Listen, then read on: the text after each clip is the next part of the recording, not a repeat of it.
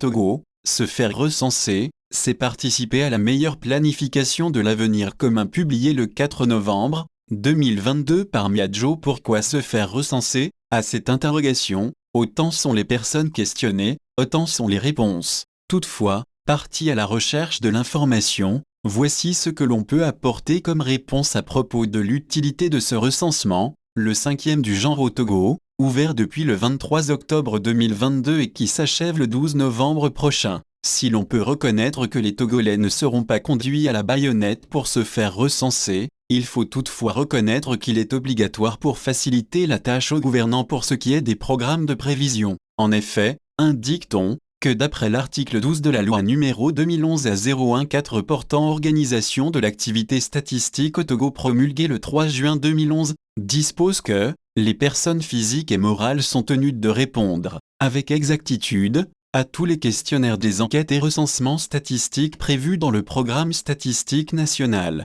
C'est donc un détail qui vient faire constater que le recensement en lui-même s'est rendu obligatoire et qu'il est dès lors plus que capital de préciser que les informations recueillies seront traitées dans l'anonymat et la confidentialité conformément à cette même loi statistique en vigueur au Togo pour rassurer les populations à recenser sur la finalité de l'initiative. En tout cas, une chose est certaine, un recensement bien réalisé avec une participation active des populations a un intérêt. Des informations recueillies ici et là, au final, le Togo avec ce 5e recensement général de la population vu qu'il s'agit au finish pour le gouvernement, les partenaires techniques et financiers, les communes, les acteurs de développement, le secteur privé, de disposer d'éléments pour l'élaboration, la mise en œuvre et le suivi et évaluation des programmes et plans de développement pour les 10 prochaines années dans notre pays. Comme quoi, c'est tout le monde qui gagne dans cette opération. Si c'en est ainsi, pourquoi ne pas ouvrir ses portes aux agents recenseurs et les recevoir en bons citoyens qui aspirent à voir les programmes de planification de développement répondre efficacement à ses besoins?